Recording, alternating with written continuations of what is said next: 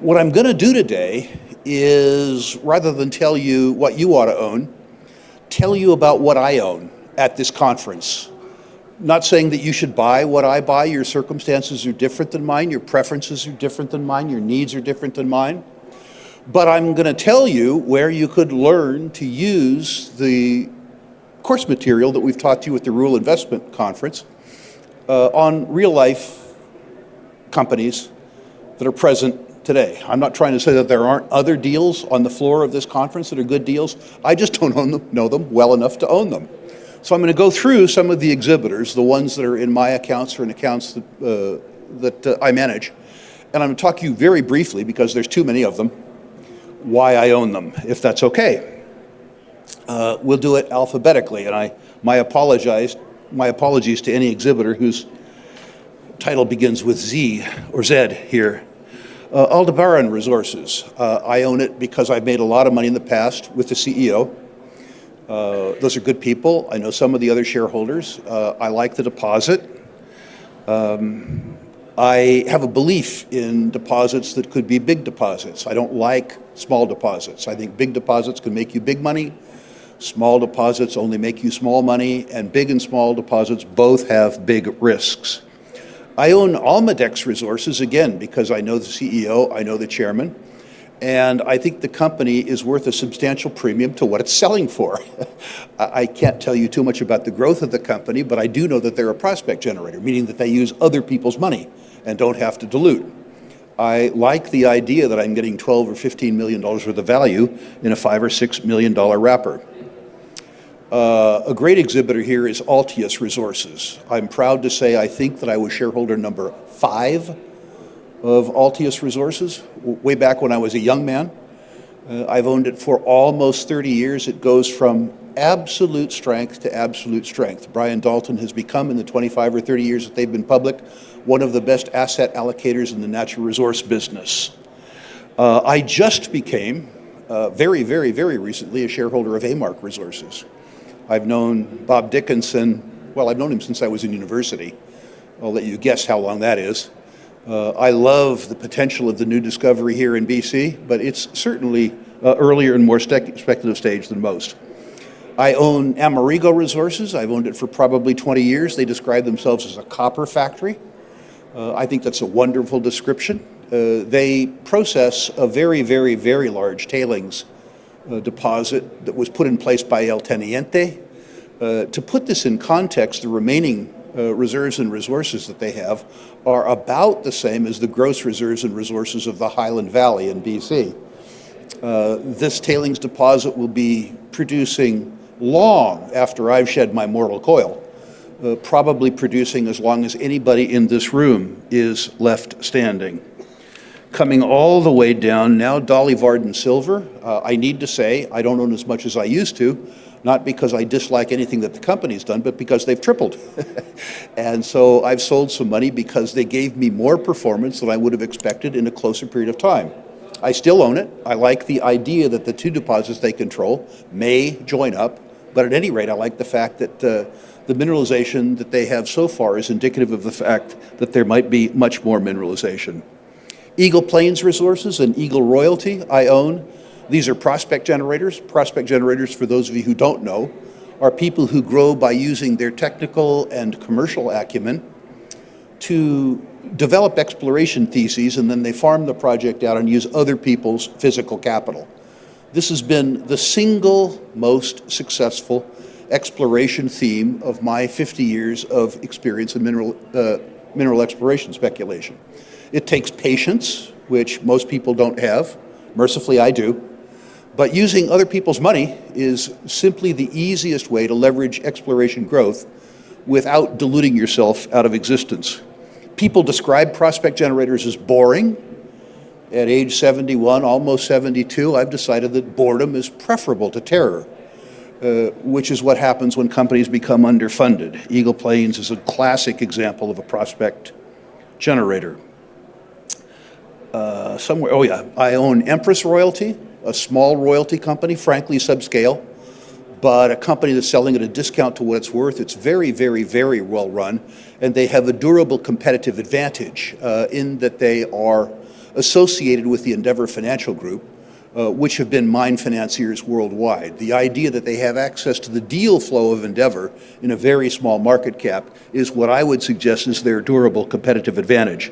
And the royalty model has treated me extraordinarily well over 50 years. I'm attracted to the model, a business where your gross is your net, where you don't have to worry about sustaining capital investments or all-in sustaining costs, is, from my point of view, a very, very good model. I own Equinox Gold because I've known the founder of that company, Ross Beatty, for literally 50 years, in addition to being a serially successful human being. He's a close friend of mine. I know him. I trust him. The stock has been hammered, although it's done better the last 4 months. I like that. What the market says is that he will not be a success in Northern Ontario, building a mine which really stretched their balance sheet. I believe he will be a success. Time will tell. If I'm right, I think the stock is an 18-month double. If I'm wrong, I think the stock will be cut in half. I have never, ever, ever lost money betting on Ross Beatty and his team's faculties in this business, and I'm highly confident that I won't be wrong this time. I own Fireweed metals for a couple reasons. These are deposits that I knew well in my youth. They're gigantic deposits, world-class deposits, remote deposits. They're located fairly close to where Santa Claus is reputed to live in northern Canada. Importantly, the stewards behind these projects are the Lundin family, a family that I have done business with and invested with since 1974. 50 years of experience with this family. I'm on the third generation now. Big deposits, which I like. Great people, which I like too. Where am I here? Fortuna mining. I recently added Fortuna mining simply because I think it's oversold. There was a silver constituency around this company. It's gold dominant now. They specialize in deposits in jurisdictions that other people feel are gamey. Argentina, Colombia, West Africa. But from a financial point of view, the company is very strong, and on a net present value to enterprise value basis, I think that the company is cheap. My only criticism of Fortuna is that rather than having one really great big mine, they have a series of smaller mines, and my experience is twofold. It's easier to run 1 or 2 mines than it is 5, and small mines tend to make you small money as opposed to big money. I own GoGold. I think that they have camp scale potential, not a mine, but a camp. The stock is sold off because I think that people have expressed unnecessary pessimism with regards to Mexico. Let me rephrase that. Mexico is regarded as a risky jurisdiction, and in my experience, every jurisdiction in the world is risky. The question is, what do you pay to be persecuted politically? I think that the market is discounting political risk too much, and they aren't discounting political risk in other jurisdictions, say the United States and Canada, enough. So I own GoGold. I own it because I would rather take political risk personally than I would take technical risk. I own Gold Royalty because I'm a huge fan of the founder, Amir Adnani, who, despite his young age, I've known and done business with for 25 years. Superior human being. He's got a whole group of companies. And I trade those companies. Amir is a superb promoter, and sometimes the companies get ahead of themselves. And when he's been kind enough to do that for me, I sell them. And I wait until the furor engendered by his promotional acumen subsides, and I buy them back. Gold Royalty is one that has rewarded me well, and I think will reward you well. Hot Chile, horrible name. I mean, an absolutely horrible name. Great big deposit. Well-located deposit on the coast of Chile, an interesting water resource that I don't know how to value. Great CEO. My only objection to this is that so far they don't have any high-grade starter pit. They have a sea of fairly low-grade copper, very large front-end capital expense that you'll have to amortize over a whole ocean of deposits. They need a high-grade starter pit so that they have quicker recoupment of capital. If they do that, and by the way, a wonderful place to look for a high-grade deposit is in a great big low-grade deposit, then that stock is really, truly off to the races. I really like the people. I know the chairman, Dr. Nicole Adshad, Nikki to me, very, very well. If you don't know her, you should get to know her. She's a superior human being.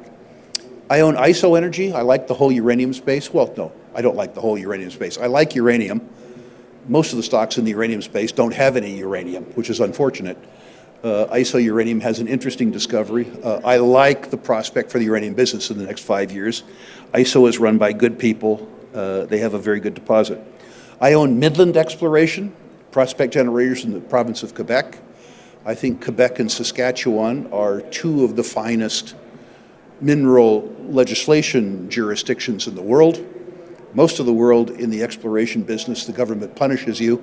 In Quebec, the government subsidizes you. And while I feel a little dirty receiving subsidies, I would rather be supported than persecuted. And Quebec is one of those jurisdictions that does just that. I own Nations Royalty, despite the fact I think it's ahead of itself. I really like the people. And I really like the idea that Indigenous people participate in their own wealth, not from the federal government, rather from their own volition. The idea that everybody acknowledges that the resources are theirs and that they have a private sector means of benefiting, rather than giving up the wealth in their land to Ottawa and then going and begging Ottawa for the money. The idea that they get it directly and the idea that they can facilitate transactions with the industry directly without having to go through Victoria, without having to go through Ottawa, I think is a wonderful sociological model, and I think it's a wonderful economic model. There's a young gentleman who works there, a Taltan named Cody Penner. I don't know if he's in the room. He'd be easy to find. He's about 6'49". At any rate, if you don't know Cody Penner, go to the booth and meet him. He's a future superstar. I own Osisko Gold Royalty. I've made a lot of money with the Osisko Group over time. Sean Rosen is a superior human being, first-class guy. Osisko Royalty, among the mid-cap royalties, is on an enterprise to net present value basis, the cheapest of the gold royalty companies in the mid-cap space, from my point of view. I own Regulus Resources, wonderful deposit, same CEO as Aldebaran, a guy who's made me a lot of money in the past, and a guy who's been really, really, really candid with me. When I've asked him about problems, as opposed to glossing them over, he says, no, those are real problems. That keeps me awake at night. Here's what I'm doing to try to ameliorate the risk, but I haven't ameliorated it yet. In other words, an honest human being, a person who normally when a promoter gives you a story, you know, the arithmetic is you take the story times 0.6 or 0.5, you cut the story in half. I found with John Black, you take the story times 1.3. I prefer that kind of arithmetic where you have to amplify the promoter's story as opposed to discount the promoter's story. And I think Regulus is one of those. I own Snowline Gold. I like things that are big deposits, particularly big deposits that I think are going to get bigger. And if I get a big deposit in a jurisdiction that I think looks favorably on that deposit, I'm attracted to that. The Yukon sold off in the aftermath of the Victoria Gold circumstance. And I don't think the Victoria Gold circumstance will have any intermediate term impact on permitting in the Yukon. So I love circumstances where there's a deposit that I like that gets clouded by a story that I think is irrelevant. Snowline went on sale after Victoria, and I think what happened in Victoria is absolutely irrelevant to Snowline, except for in the 2 or 3 or 4 month horizon. If you think like I do in the 5-month horizon, 5-year horizon, pardon me, what happened as a consequence of Victoria is a blessing. A great deposit went on sale for reasons that were absolutely, positively irrelevant, which I like. You know, it's funny, I'll go on a little tangent here. People normally buy consumer goods pretty well.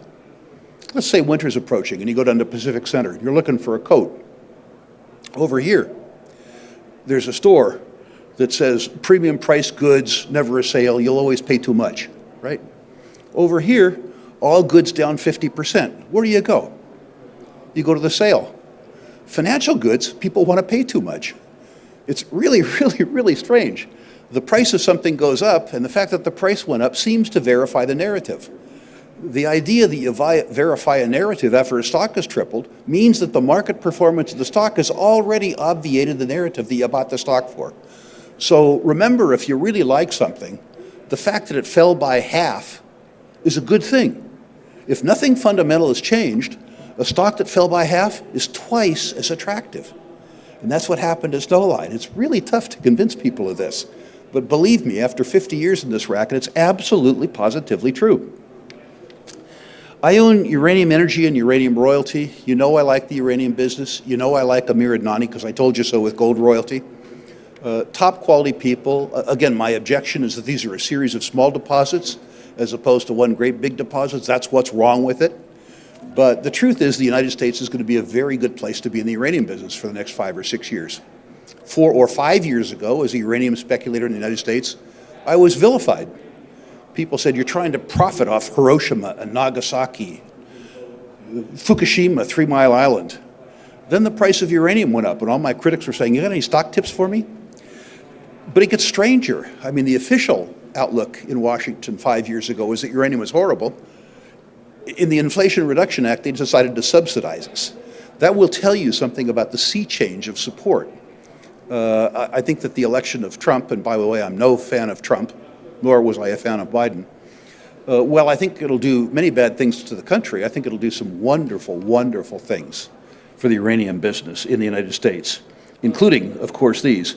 And then finally on the list, I got through the V's, which is great. With some time left, I got through the V's. Vizsla silver is already a fairly profound deposit. I see sort of 300 million ounces there.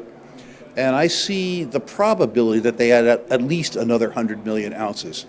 High-grade ounces, the stock has suffered a bit because of the perception of political risk in Mexico.